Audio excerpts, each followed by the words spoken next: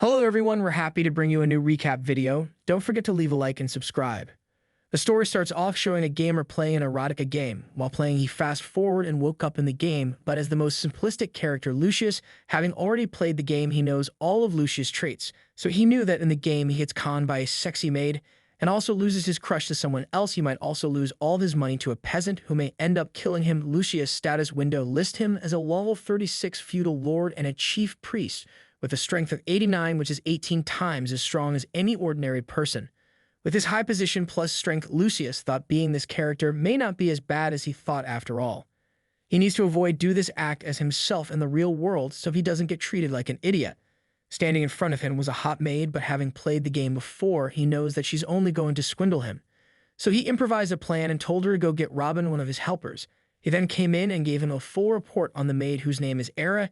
She frequently goes around asking for accounting jobs, and she meets up with a guard on a regular basis who has a large gambling debt. He then plotted and came up with a plan to put her to some kind of tests, so he had his knight to run a test on her, well, sort of like a trap to see if she would fall for it. He went out and found her and called her over to help him out a bit. He then brought her in this strange room, but before unlocking it, he unlocked it slowly so she would take notes, being right in front of her, giving her the opportunity to have access to the combinations. While inside the room filled with valuables, Era started wondering just how much everything was worth, and seeing all this treasure made her begin to think about the fact that she might not even need to pursue her dreams of accounting anymore. Later on, it was now dawn, and Era was with a guy named Carl. As they were making their way back to the room filled with Lucius' late father's valuables, Carl was brimming with fear. While hesitant, he eventually went along with her to try and steal as much as they can. Briefly, upon arriving at the door, she accessed the combinations to open the door, and they both went while drooling over the treasure, thinking to themselves how they will be fortunate for life with all this treasure. But suddenly Lucius came from behind and whacked Carl over his head, causing him to fly across the room. Seeing all of this, Era was shocked and started begging for mercy, while trying to blame it all on Carl, but Lucius just whacked her unconscious. Later on, she woke up begging Lucius to save her, but he was upset because she tried stealing from him after everything he has done for her and given her. He then grabbed her and told her if he were to follow the law, he could kill her, but he's going to let her off the hook. She then asked if he was going to forgive her without punishment, but he told her no, he actually will be taking the route of revenge as he grief vengeance. He then threatened her if she shows any signs of discomfort, he would kill her. So as he was doing what he does, he told her to smile as she shows a fake grin. He then told her it's nice she's smiling as she keeps whining he's going to get rid of her. They went at it for what felt like an eternity, and after she asked if her punishment was done, but he told her no, it was only just beginning, he then had the thought to lock her away until the next punishment. Fast forward, and as the priest Lucius can be seen praying to whack up land prices and for the farmland to become fertile, because having played the game already, he remembered the lad has become enriched through a similar prayer.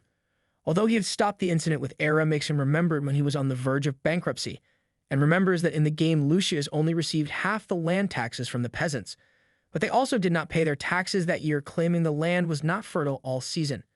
And thus Lucius kept cutting the land tax more and more, which sent him into bankruptcy eventually.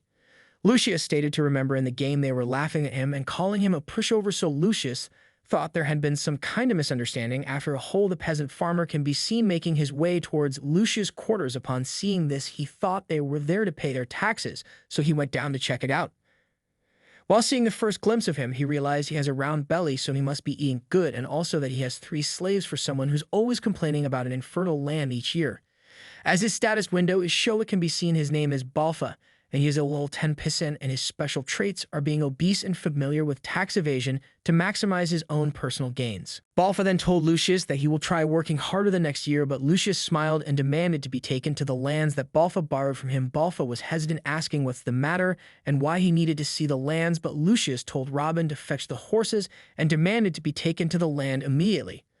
Upon arriving at the lands, it was empty and nothing can be seen, and seems he was right, but Lucius demanded to see what was inside the house, so he smashed the door in with no remorse, and Balfa started begging for forgiveness, even though he had not done anything wrong. But that didn't last. As Lucius made his way down to the basement door, he smashed in and saw bags of grains filling up the whole room. For all this betrayal and lies, Lucius smashed Balfa head in, instantly executing him. On his way back out, where both his daughters were he said to be accomplices by Lucius, and should be executed as well. But they were begging him to spare them, as Robin told him to reconsider letting his daughters suffer the same fate. So Lucius seemed to have agreed and was going to think about it for now, so he told Robin to tie them up and put them in his basement cellar.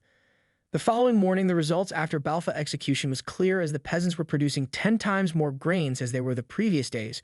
Finally, if this was to continue, Lucius would be able to recover all his finances in as little as few months. After time briefly passed, a nun by the name of Siri came to see Lucius, a level 10 foster for the Protestant Church. Her special attributes is her saint-like persona and being an accountant.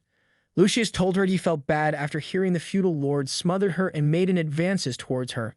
He also told her not to worry, he'll protect her for now.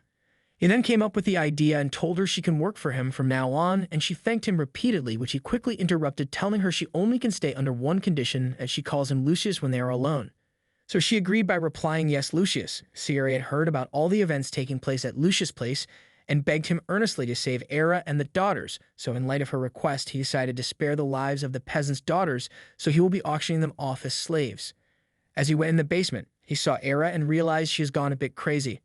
Reaching out to touch him, but in an opposite cell, was where the peasant daughters was locked up. The buyer became amused with what he saw, emphasizing on their faces and well-built physique. He then decided to buy them, but he wanted a complex procedure for them to become noiseless first, so they could not go around spreading rumors by any means. After that was all taken care of, the slave buyer also wanted to buy Era and was willing to pay a pretty large sum for her, but he declined, telling him he still has use for her, so the buyer then understood and was on his way. Lucius then started talking with Era, asking if she had enough time to reflect on what she did, but she just continued to act as if she was crazy. By then she made it too obvious. This was only an act being utterly extra. He then enlightened her on his plan, explaining that in 3 days he will have a very special punishment for her, and she should really be prepared for it because it was going to be beyond rewarding for what she has done. Momentarily later, Era is standing at the front of the castle, holding a sign that portrays her as a thief. While she is standing, a sense of unease and terror takes over, yet she is also content that the penalty of death has been spared. She believed that the sign around her neck would be enough to get her off easy, a slap on the wrist. She is confident in her ability to withstand any punishment and believes she can destroy Lucius' reputation. Despite persistent reflection, she has faith. In his opening speech before the group of men, Lucius declares that Arya has sinned and that the only way for her to atone is to take their punishments. The walk of shame is her penalty, and if she accepts it and repents, she must be recognized as a new person. Then he gave the order for the guards to take her clothes off. The band of men got to work right away, 3 days before the death penalty, in an effort to humiliate Ariane. As retribution for stealing his father's mementos, Lucius distributed leaflets throughout the vast area of the feudal realms asking for male participants to touch her. She gained local notoriety within a day, drawing a crowd of thirsty men. They then launched an onslaught, causing Araya to collapse. Then, by blowing his whistle and reminding them of the rules, if she fell, they would have to start over the next day. Lucius commands them to stop. Ariane begged for forgiveness and assurance that she would do everything he asked of her that night as she sobbed from the shock of the occurrence. The events of the past must have left her shaken in Lucius' opinion. Then he considered turning her into a slave and selling her at auction. By the time Lucius' plan was put into motion, he was distracted. The feudal lord had arrived the following morning and demanded to know why Lucius had consumed Siri, without attempting to provide the accurate reason. He only decides to answer after the feudal lord emphasizes that the feudal lands are valuable possessions. Then, in an effort to salvage Siri for himself and his own interests, he made an offer of compensation. The feudal lord accepts in a flash and leaves hastily. Lucius tits off at the mere thought of compensating the feudal lord, so he devises a fresh, non-paying strategy. A guard and Siri knocked on the door to let Lucius know that the bandits were ready. Lucius then seized his sword, insisted that they all have a chat, and asked to see them ready as ever to punish them. He then asked the guards to explain the robbers' punishment in accordance with the law after arriving where the bandits were. If someone stole from their superiors, they were to die. While pleading for mercy, Lucius grew eager to put the thieves to death. Siri has nothing but pity for the men who are pleading with Lucius to pardon them and give them the opportunity to think about what they have done. From the farmers' daughters to the bandits, all of Siri's beliefs and levels of forgiveness perplex Lucius, who thinks that all of Siri's actions have been acts of goodwill. Following some internal debate, Lucius finally decides to support Siri's suggestion to spare the bandits, although he followed up by saying he'd have to think about it. When Lucius patted Siri's head, he noticed that she seemed to like him, and she grew happy, having various attitudes and feelings towards Siri. In hopes that the bandits' repeated apologies would cause Lucius to reconsider his mind, he actually did. He pardoned the bandits by giving them another chance to prove themselves, and after that, he informed them that anything would be possible if they work hard to change themselves by giving them new homes and getting active in religious activities. He will also leave the bandits' Siri in charge. Every thief had bowed before Lucius, He didn't think they had changed for a second, or at least not so rapidly, but he had to trust Sherry's judgment since getting her opinion was crucial. But this choice would alter Lucius's perspective permanently and ruin their relationship. Everyone in the hamlet was not happy with the outcome and didn't believe they had been released or that they should live among thieves a couple hours after they were let back into the public. One of the bandits told an elderly man to ask his master, the guy in charge, when he inquired why farms and homes were given to thieves in response to his question. While continuing to spew at the old man, groups of irate employees began to amass as they shouted, "Get out of our town," in unison. Guards had to intervene to stop the thieves from starting a fight after they became enraged right away. When Siri eventually realized this was a horrible idea, she questioned her teachings. The incident immediately became out of control and escalated. Lucia arrived in the thieves' cabinets to introduce himself, the same spot as the game's beginning, but with a substantially higher level. He then killed the robbers' guard as well as the bandits themselves, each in turn. He then offered to spare the survivors, but only if they could kill the other released bandits while still alive. Since he had spared them, after all, the antagonist is the primary character.